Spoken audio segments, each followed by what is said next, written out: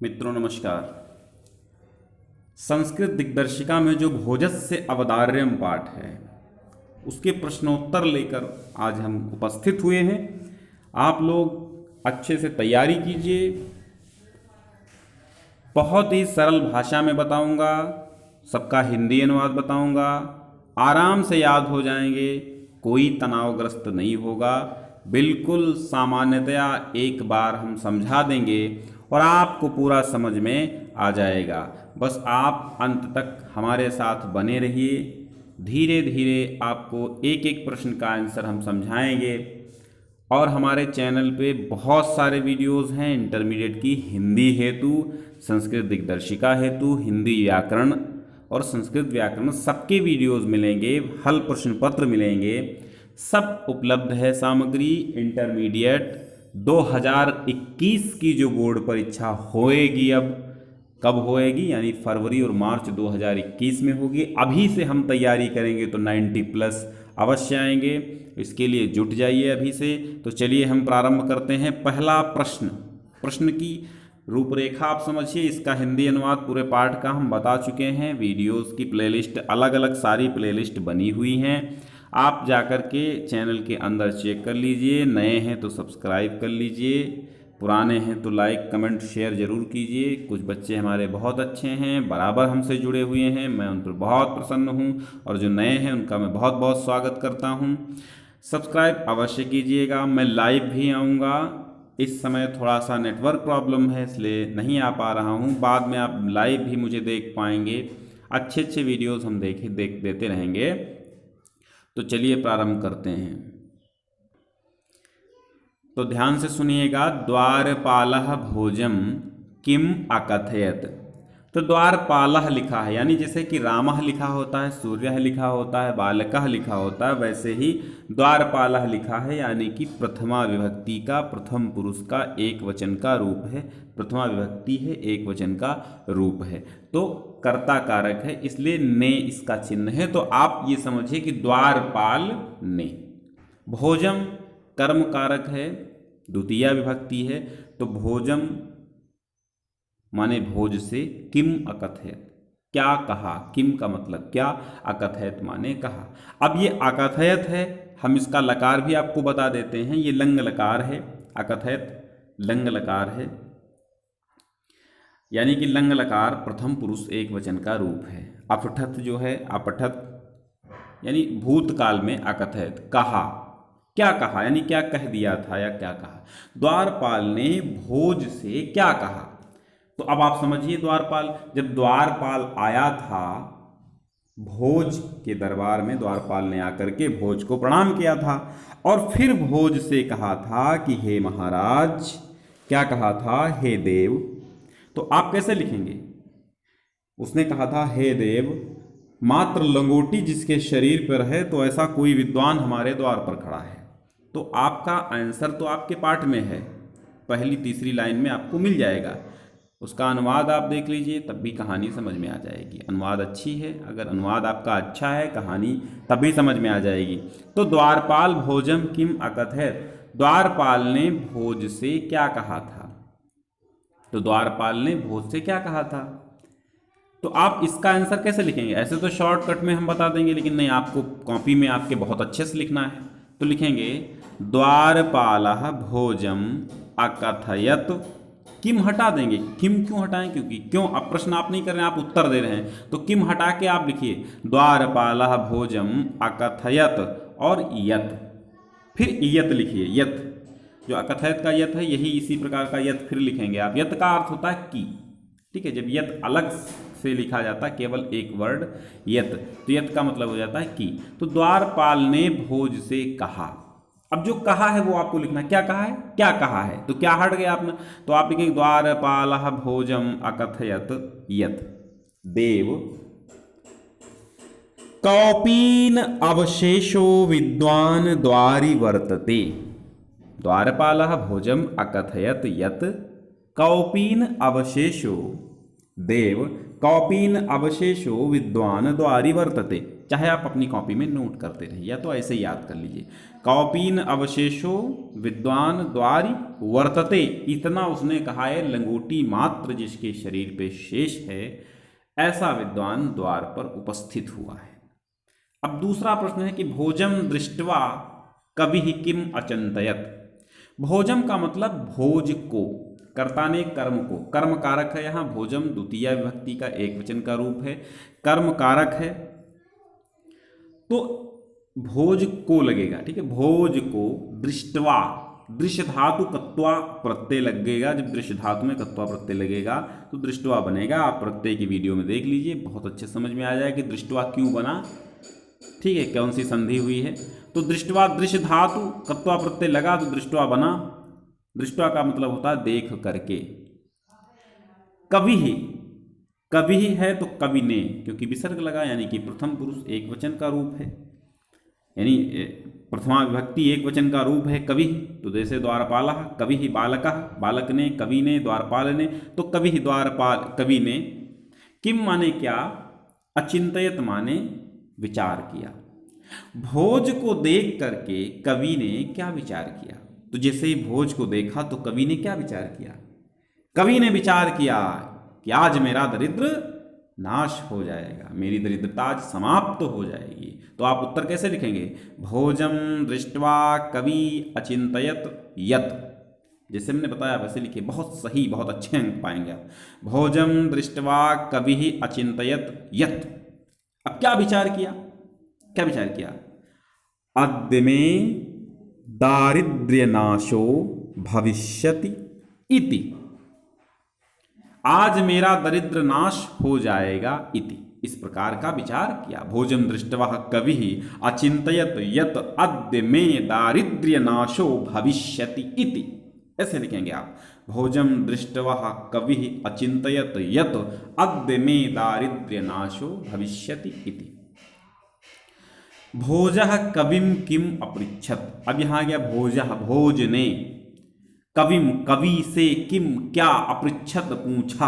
अपृच्छत भी वैसे ही जैसे मैंने अकथयत बताया था, लंग लकार का प्रथम पुरुष का एक वचन रूप है अपृच्छत, क्या पूछा, किम क्या पूछा, कविम कवि से।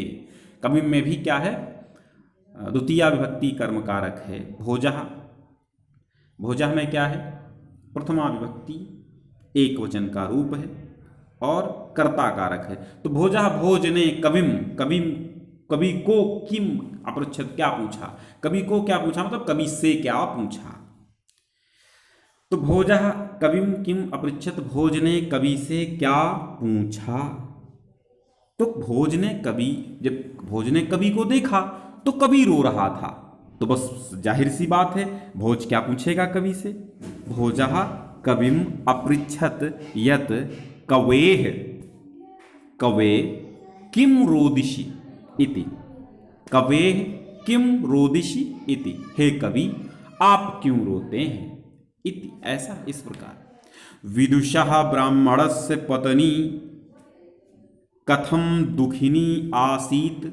अब विदुषः माने विद्वान, विदुषी माने विद्वान स्त्री होती है और विदुषः विद्वान पुरुष होता है। तो विदुषः ब्राह्मणस्य, ब्राह्मणस्य कर्ता ने कर्म को करण से, तो इस प्रकार ब्राह्मणस्य षष्ठी एक वचन का रूप है, ब्राह्मणस्य ब्राह्मण की, रामस्य रामे और रामाणाम पढ़ते हैं ना, ब्राह्मणस्य सूर्यस्य बालकस्य रामस्य, ठीक, तो ये ब्राह्मणस्य है। ब्राह्मण की, और जहां पे स्या लगता मतलब की, षष्ठी का एक वचन रूप है। तो विद्वान ब्राह्मण की पत्नी कथम दुखिनी आसीत, कथम माने क्यों, कथम माने क्यों, दुखिनी आसीत कैसे दुखी थी, क्यों दुखी थी, किस कारण से दुखी थी, आसीत मतलब थी। तो विद्वान ब्राह्मण की पत्नी क्यों दुखी थी, भाई वो दरिद्र थी, गरीब थी, इसलिए दुखी थी। जब कोई खील बेचने आता था तो अपने बच्चों के कानों पर अपने हाथों से ढक देती थी कि आवाज ना सुने और ये बच्चे मांगने न लग जाएं, इसलिए ब्राह्मण की पत्नी दुखी थी। किस लिए दुखी थी, दारिद्रता के कारण। तो विदुषः ब्राह्मणस्य पत्नी कथम, कथम का आप लिखेंगे दारिद्र्य कारणात, दरिद्रता के कारण से, कथम दारिद्र्य, कथम को हटा के क्या लिखेंगे, दारिद्र्य कारणात दुखिनी आसीत, दरिद्रता के कारण दुखी थी। राजा भोजः कालिदासं किम कर्तुम प्राह। राजा भोज ने कालिदास से क्या करने के लिए प्राह मतलब कहा, आह माने कहना होता, प्राह मतलब कहा।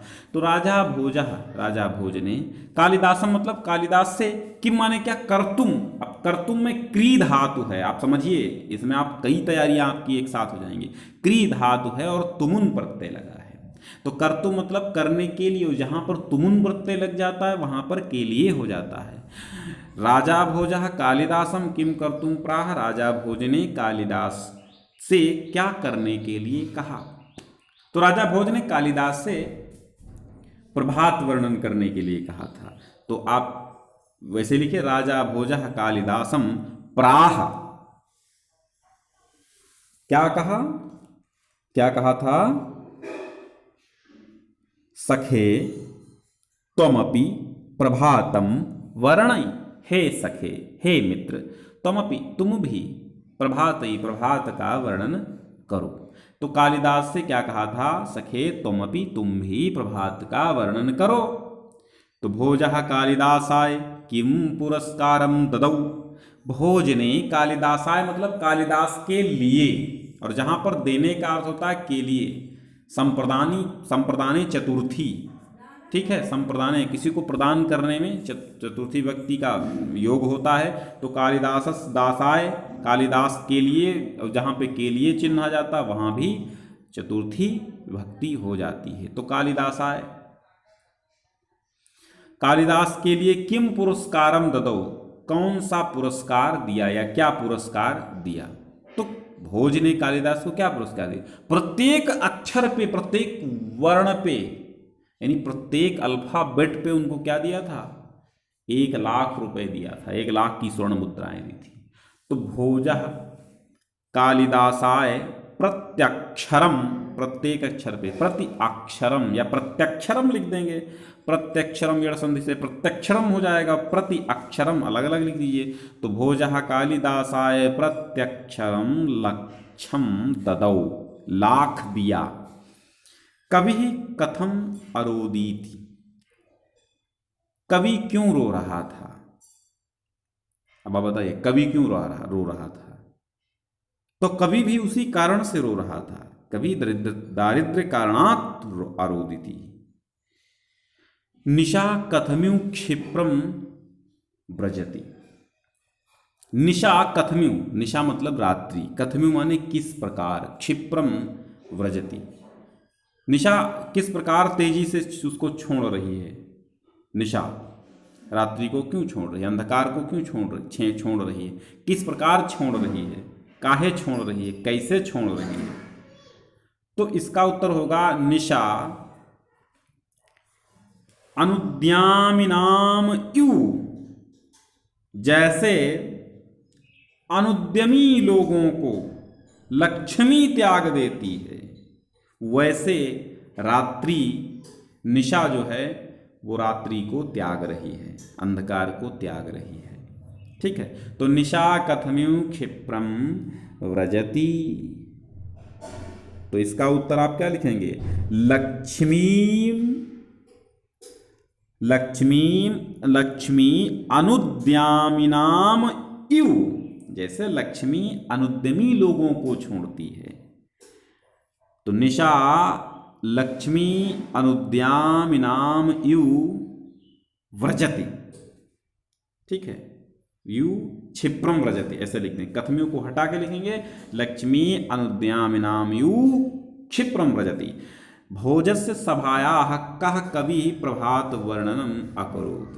तो भोजस्य, भोज की सभा में किस कवि ने प्रभात वर्णन, कौन सा वो कवि था जिसने प्रभात वर्णन किया था।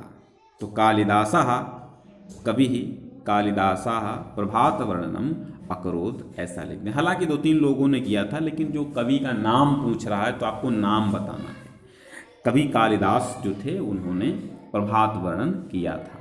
ठीक है, तो आपको वीडियो बहुत मस्त लगा होगा, मुझे उम्मीद है आपको 100 तो नहीं लेकिन 90% चीज़ें याद हो गई होंगी। एक बार आप नोटबुक में नोट करते जाइए और पुनः उनको एक बार पढ़िए और फिर उनको ढक करके रख देना है। आपको कब पढ़ना है? एक एक महीने पे रिपीट करते जाना है, और जब परीक्षाएं नज़दीक होंगी तब 2 बार रिपीट कर लेना, बस 90+ की गारंटी। और आप शेयर जरूर कर दीजिए। आप भला चाहेंगे ना, आप सबका भला चाहेंगे तो आपका भला ईश्वर चाहेगा। मैं बार बार यही बात प्रत्येक वीडियो में दोहराता हूँ। आपके आसपास पड़ोस कोई वंचित बालक है जिसके पास उस मोबाइल नहीं है, यूट्यूब की सुविधा नहीं है, आप उसको बुला के उसको साथ में पढ़िए। प्रतिस्पर्धा मत कीजिए, झगड़ा कंपटीशन कुछ नहीं। आप जैसे बेचारा बालक, उसके माँ बाप उसकी व्यवस्था नहीं कर पा रहे हैं, या उसके माँ बाप कंजूस हैं, वो बालक परेशान है, आप यूट्यूब उसको नहीं देखने को मिल रहा है, उसको कोई ट्यूशन भी नहीं लगा है, तो ऐसे बालकों को आप ढूंढ ढूंढ करके 1-1 घंटे आप हमारे चैनल से उसको वीडियोज़ दिखा दीजिए, ठीक है, समझा दीजिए और उसको भी बता दीजिए, ताकि उसकी भी नैया पार हो जाए। तो आप किसी के साथ भलाई करेंगे, उस समय आपके साथ कहीं ना कहीं कुछ अच्छा ही हो रहा होगा। जय हिंद।